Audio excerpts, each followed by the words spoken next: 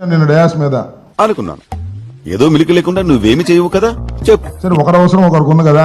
ఇది రియలైజేషన్. పరస్పరం కొట్టుకున్నారు డబ్బా.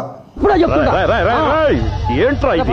వాళ్ళేమో వీడికి బిల్డప్ ఇస్తున్నారు, వీడేమో వాళ్ళకి బిల్డప్ ఇస్తున్నారు. చంద్రబాబు నాయుడు గారిని ఆయన కొట్టాడు డబ్బా, మరి చంద్రబాబు నాయుడు గారేమో ఈయన కొట్టాడు డబ్బా.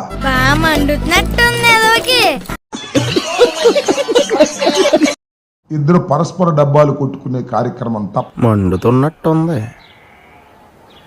మంచినీళ్ళు తెమ్మంటారు అంకు తప్ప ఎంత ఖర్చు పెట్టారండి నిన్న ఈవెంట్ కి? వందల కోట్లు ఖర్చు పెట్టారు ఈవెంట్ కి. ప్రజాధనం దుర్వినియోగం అయిపోవటమే కదా. నేను చూసింది చూస్తుంది అంత నిజమే. అది స్వామి చెప్పినట్టు మళ్ళీనా ఏంది మళ్ళీ ఒకసారి చేశారుగా. చంద్రబాబు నాయుడు గారు ఏమన్నారండి? చంద్రబాబు నాయుడు గారికి గిట్టకపోతే ఏమంటాడో అసలు అర్థమే కాదు. చదువుకోవాల్సిన వయసులో చదువు విలువ తెలియదు, విలువ తెలిసిన వయసులో చదువుకోవడం కుదరదు. చదువుకోవాలరా. మోడీ గారు మట్టిను నీరు తీసుకొచ్చి మా మొహాన్ని కొట్టాడు అన్నాడు, అనలేదా?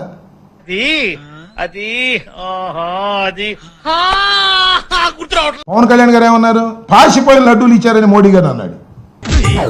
నన్ను కూడా మోసం చేద్దాం అనుకుంటున్నావు ఏంట్రా? నేనేం చేశాను సార్? కంగారు ఎందురా, చెప్తాను కదా. రాజధాని అది ఒక రాజధాని కూడి పెట్టేస్తుందా?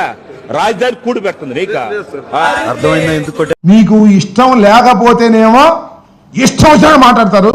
నీలో నాకు నచ్చేది ఇదేరా. కొంచెం లేట్ అయినా నిజం నీ అంత నువ్వే తెలుసుకుంటావు. మీకు అవసరం ఉంటే మాత్రం ఒకరి భుజాన ఒకరు ఎక్కి ఒకరినొకరు పోగొట్టే కార్యక్రమం చేసుకుని మాకేం అభ్యంతరం లేదు. నా దగ్గర డబ్బులు లేనప్పుడు ఎవరైనా రీబాక్ షూ వేసుకున్నా, రేబాన్ గ్లాస్ పెట్టుకున్నా, ఎవరైనా అమ్మాయితో వెడుతున్నా నాకు కడుపు మంటగానే ఉంటుంది.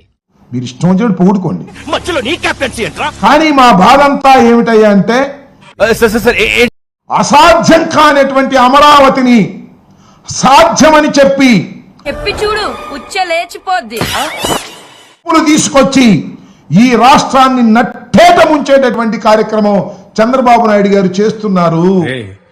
నేనే బెటర్ రా, కాస్త వెనక ముందు ఆలోచిస్తున్నాను. నువ్వేంట్రా ఏకం గేట్లు ఎత్తేస్తున్నావు? ఏం క్యారెక్టర్ రా బాబు నీది. అధర్మం. దీనివల్ల రాష్ట్రం తీవ్రంగా నష్టపోయేటటువంటి పరిస్థితి ఏర్పడుతుందనేది గమనించాలని కూడా ఈ సందర్భంగా నేను చెప్పదలుచుకున్నాను. నువ్వు ఎట్లా చెప్తే అట్లా. ముఖ్యంగా చంద్రబాబు నాయుడు గారు మరి ఆయన ధోరణి ఏంటో నాకు అర్థం కాల. ఒకసారి నువ్వు చాలా షార్ప్ రా, అందుకే అంత లేట్ గా క్యాచ్ చేసావు. Thank you sir. ఇష్యూ అర్థమైందా? అర్థమైంది సార్. 5 సంవత్సరాలు ముఖ్యమంత్రిగా పనిచేశారు. అమరావతి ఒక భ్రమరావతి అనేది ప్రజలు గమనించారు.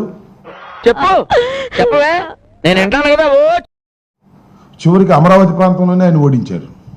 అయినా ఆయనకి బుద్ధి రాలా, ఆత్మవిమర్శ చేసుకోవాలా. వాడే ఉద్దేశంతో అన్నాడు.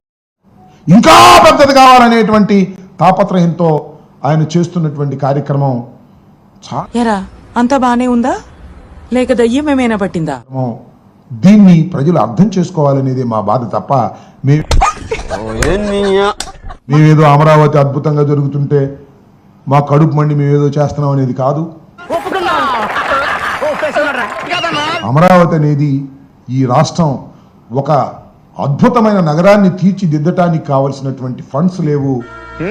ఇవన్నీ వినడానికి బాగుంటాయి కానీ ప్రాక్టికల్ గా వర్కౌట్ అవ్వవు. చూశాను. ఆ ఫండ్స్ లేకపోవటం వల్ల అప్పులు పాలైపోయి మనం చూసాం కదా. మీరు చాలా నోటి దొరతో ఇష్టం వచ్చినట్టు మాట్లాడాను సార్, మనసులో పెట్టుకోకండి సార్. చాలా మందికి మన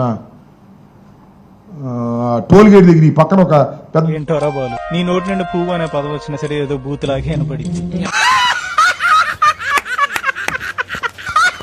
ఏదో పాపం ఆయన ఇట్టా కట్టి అప్పులు పాలైపోయాడు.